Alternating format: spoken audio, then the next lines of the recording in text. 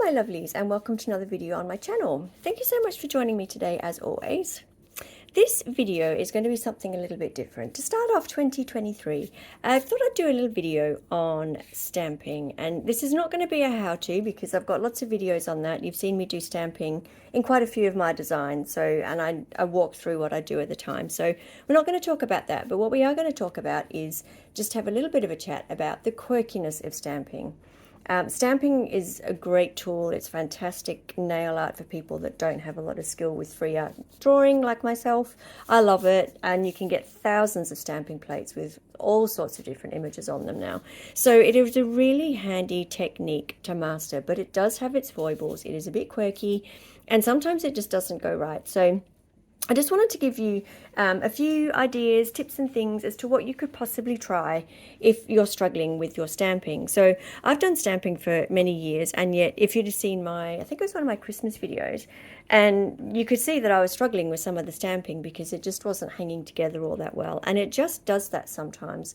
And it just means that you need to mix something up. It doesn't necessarily mean that you're doing something wrong. You could be doing the same thing that you do, 100% of the time, and 99 times out of 100, it's going to work brilliantly. And every now and again, it's just not. And there are some things that you can try to try and get your stamping back on track. So I just thought I'd go through what some of those options are, and I thought it would pretty help to give like a little bit of a background to stamping. So for those of you that are quite new, it might help it understand what I'm talking about when I say to mix things up. So stamping's come a long way in recent years. The very first stamping gear, certainly that I was aware of, I don't have anymore. I did have, you can see here, I've got four stampers in my collection. I did used to have 7, and I decluttered the first 3 when we moved house last year because basically I just never used them.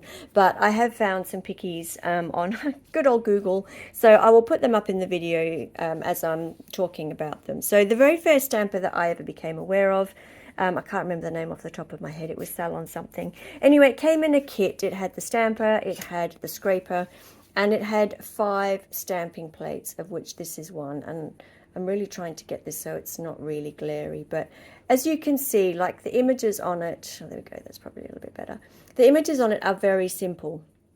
They're single images of one thing. They're not too complicated. They're just a few lines. And yeah, the designs were quite simple. And all the plates that came with that were the same. And there was a real technique to using that stamper head. Basically, the only way that you could use it was to roll the image onto roll the stamper onto the image and then roll the image onto your nail. So that was the only technique you could use. But to be honest, it was a very hard stamper. It was kind of like stamping with a stone. Those of you that had that stamper will know exactly what I'm talking about.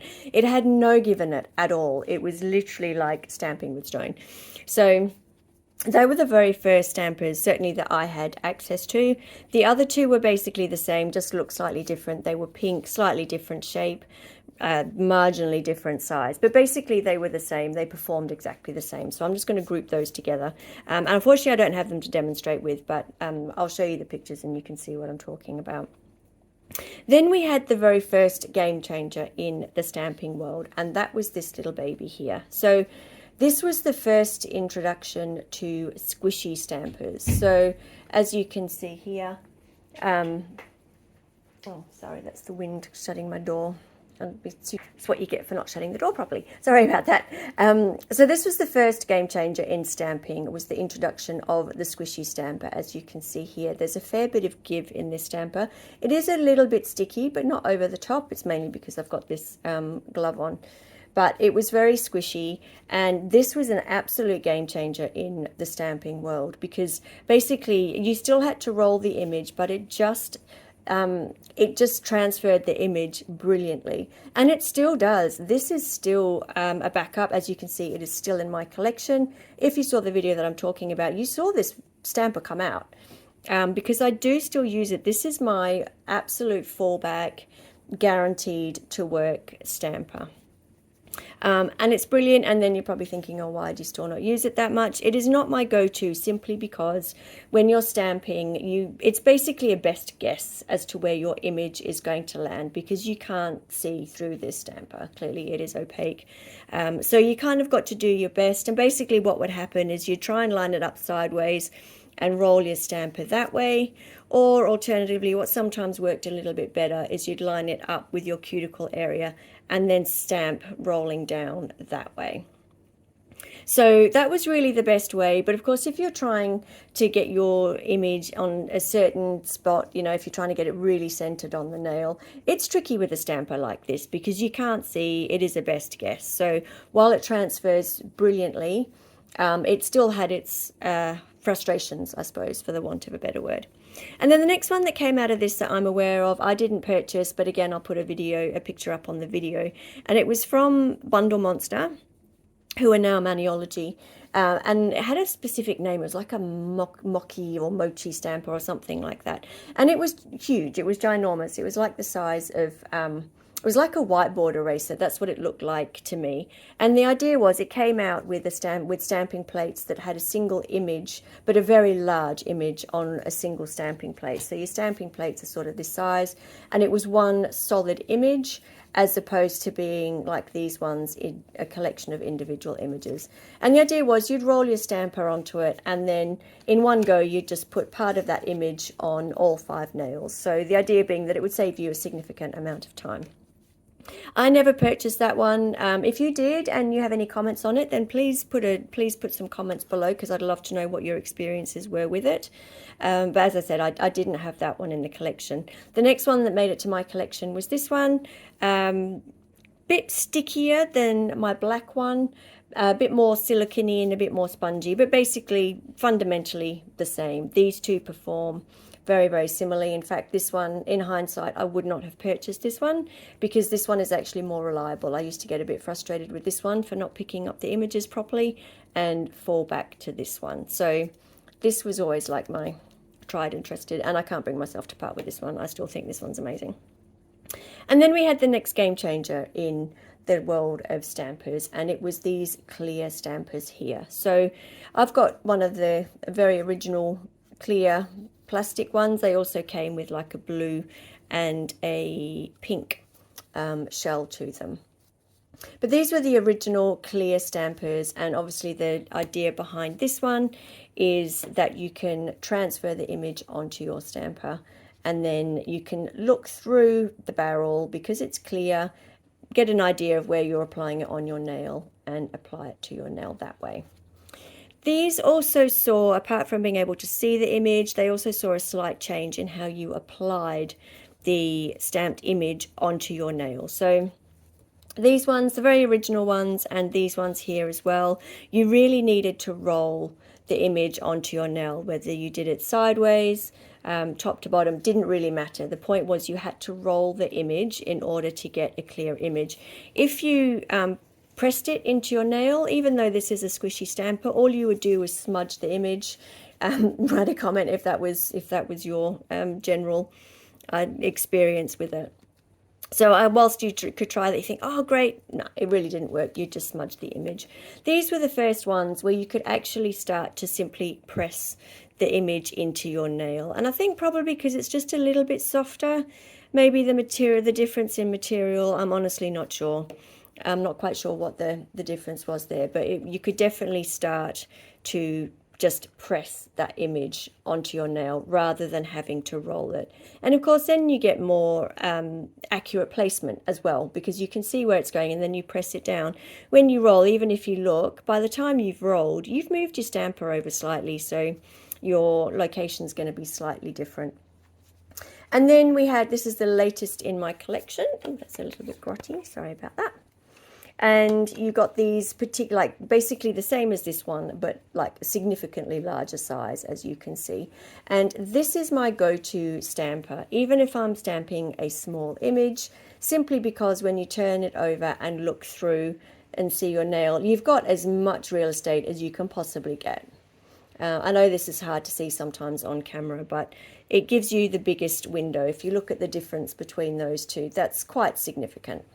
So even if it's a single image, you've got better clarity with this one than you have with the smaller one. So this is always the first one that I go with. If I'm having trouble picking up the image, then I will give this one a go. And if I'm really struggling, then I pick up this little guy here. This one, I have to say, doesn't really get too much of a look in these days.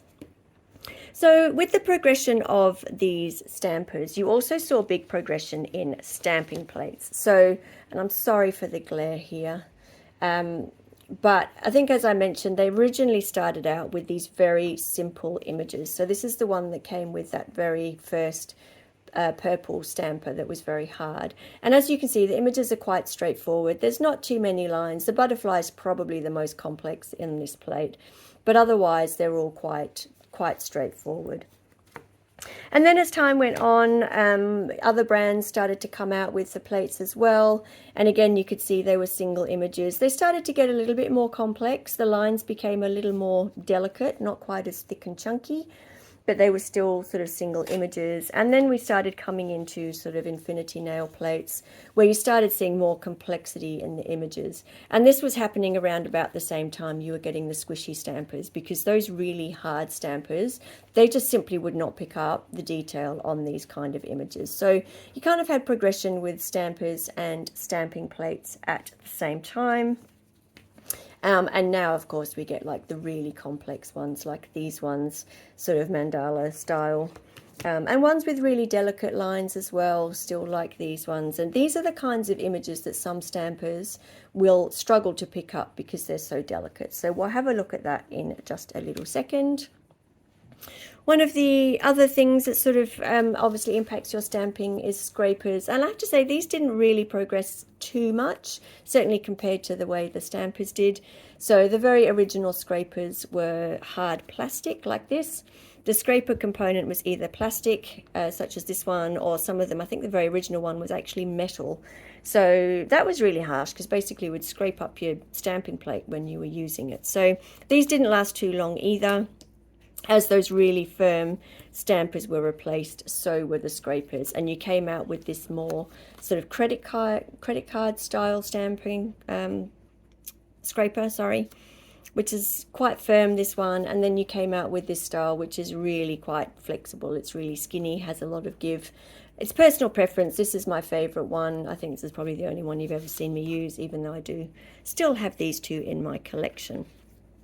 And then, of course, you have the stamping polish itself, and there's quite a range within here as well. So depending on the type of polish that you're using, some of them are really quite thin, like this one here. This one's quite thin in consistency.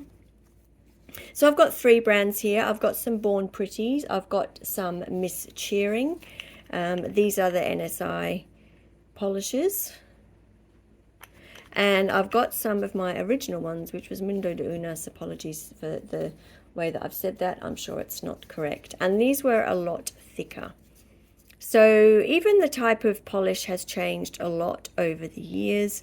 And so that's why it is worth trying different combinations of things. So if you're struggling with an image, try a different scraper, try a different stamper.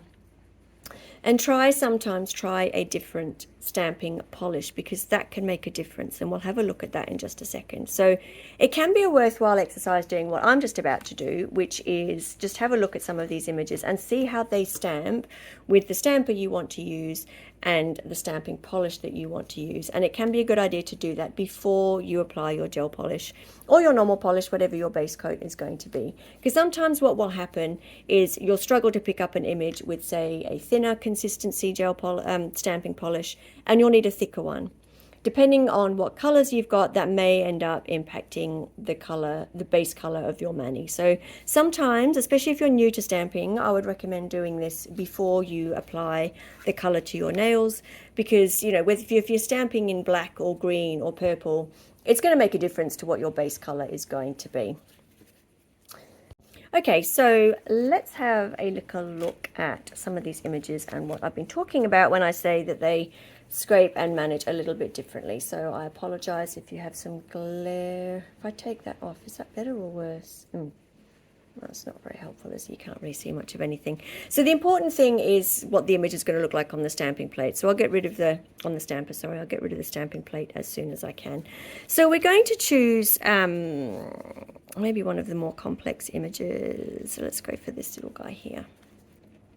So we're going to have a bit of a demo and see what I've been talking about. So we're going to go in with our Born Pretty. This is like a pearlescent white. It's really quite pretty, actually, this stamping polish. And we're just going to go in with this. You generally only need to cover about roughly half the image with your stamping polish. Don't use much more than that because you're just sort of wasting the polish, really. And we're going to scrape that, and we'll pick it up with our trusty little scraper. Now, as you can see, that has transferred beautifully. That would transfer onto your nail really, really well. It has picked up every last little bit of detail, and that looks really, really good. So that was a bit of a win on that one. So I'm just going to get some acetone.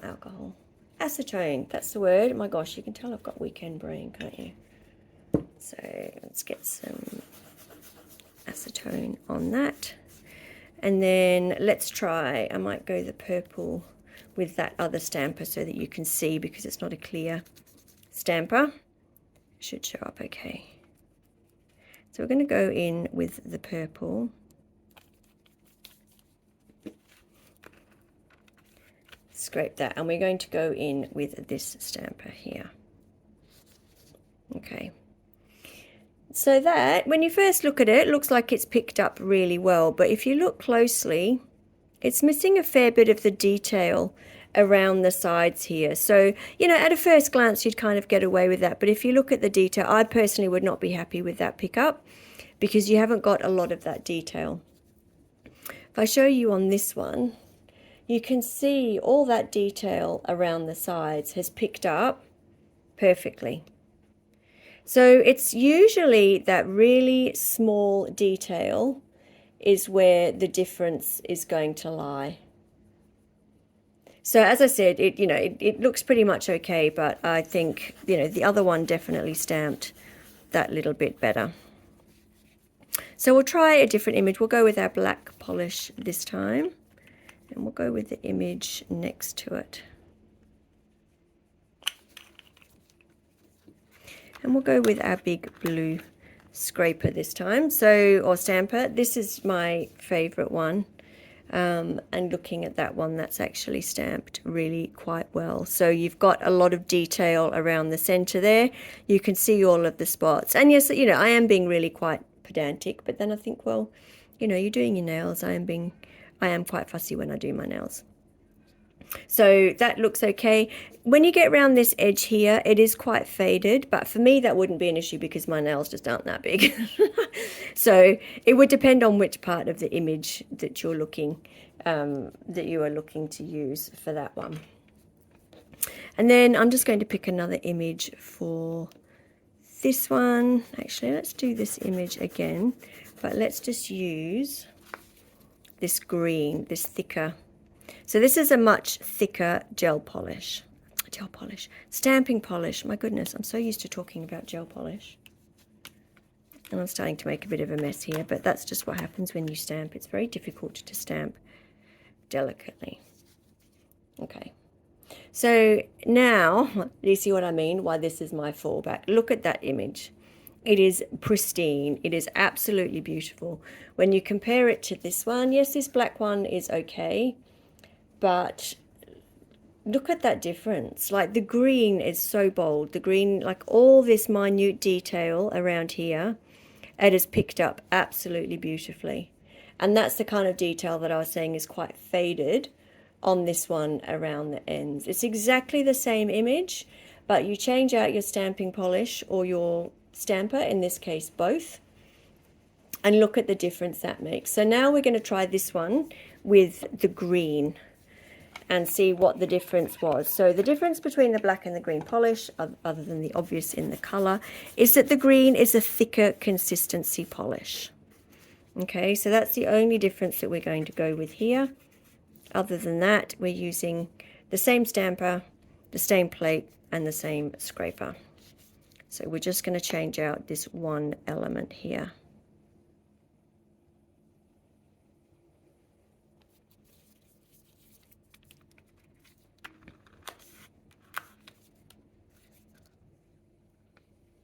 And as you can see, I always roll my images. I pick them up exactly the same way, regardless of which stamper I am using. And look at that difference, guys. It's huge. Like, that is the same stamping polish. That is the same image.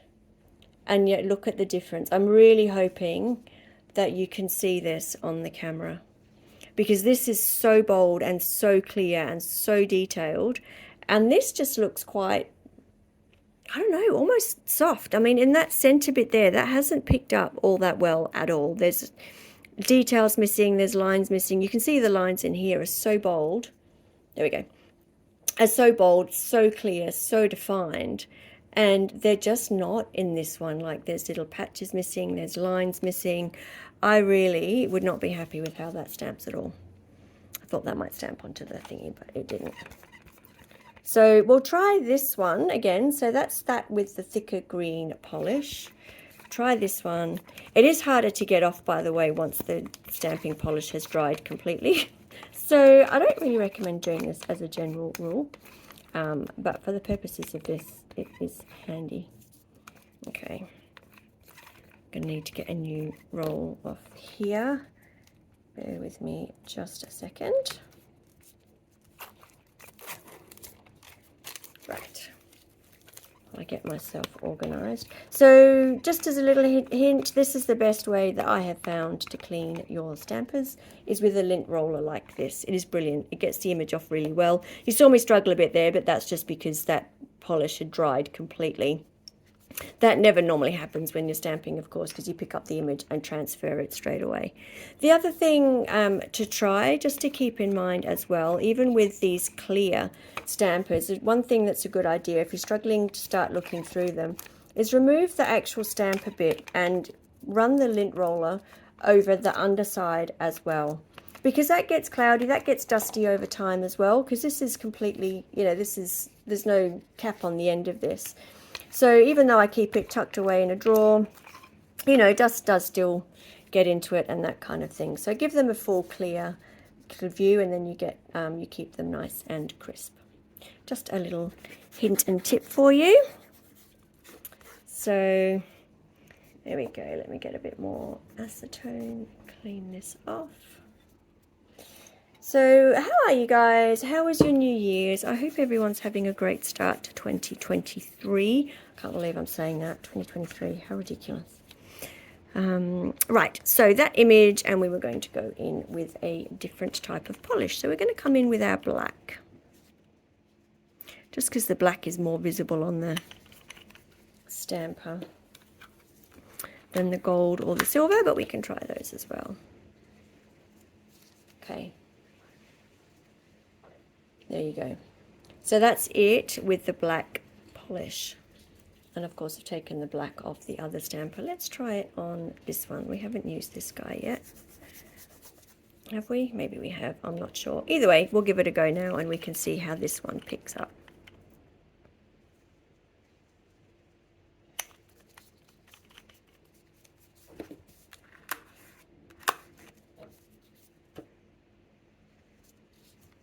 Okay. So there, that is a whole lot better than the blue one. Okay, this is still the best in my opinion, as you can see. Oh, come on, there we go.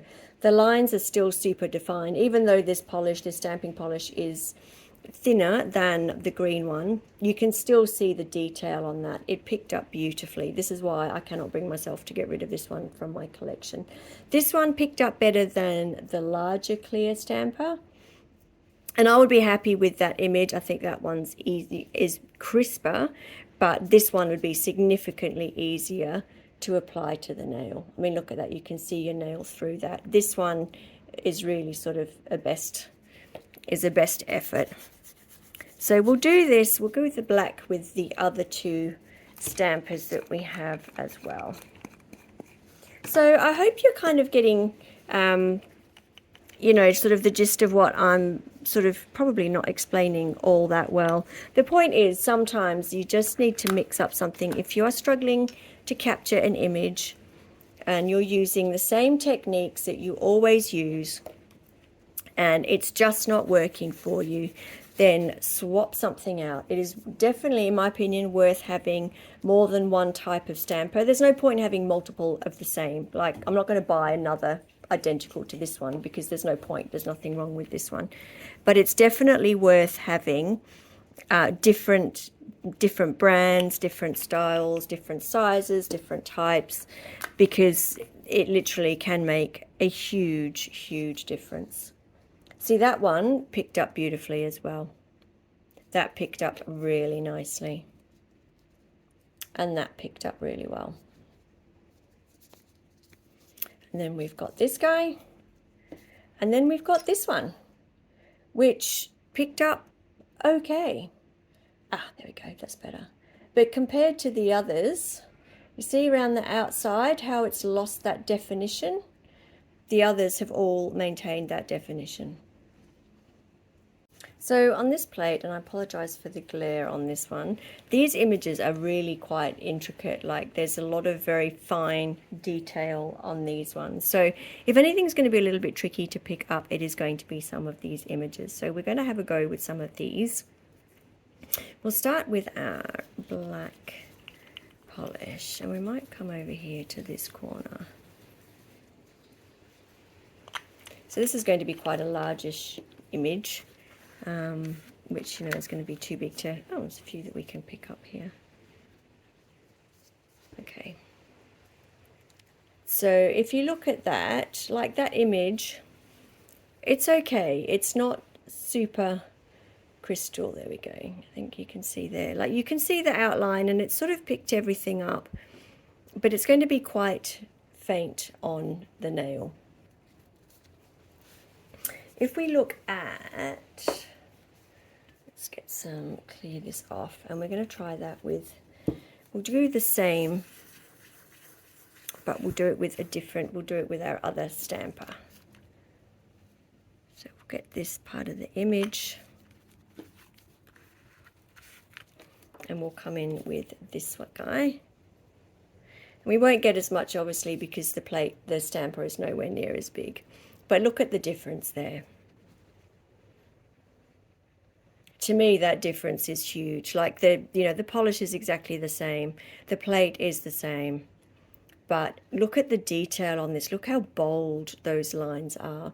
Now, that also might come down to personal preference. You might choose, you might prefer the look of this one. It's a bit more delicate. It's a bit more dainty. This one has picked up all of the detail. The lines are far more defined than they are on the clear stamper head. So there's just another example. I just wanted to show you what difference it can make when you switch out your one or other variable. Take out your, swap the stamper, or your stamping polish, or the plate. So yeah, it does make quite a big difference. So I hope that kind of, you know, makes sense. I hope that sort of demonstrates what I sort of try and sort of hint at when I'm doing my stamping. If things just aren't going right, just swap something out. And this is where, as I was saying, with the difference in the polishes as well, you know, there was a big difference between the black and the green with that stamper. So if you've only got the one stamper, it is definitely worth having a go with the image that you want before you start your mani, because it might change the base color of your mani. I think that's everything that I can think of, and I hope that makes sense. I hope that was helpful to somebody, or all of you, and I hope you're all well, and take care. I will see you in the next one. Bye.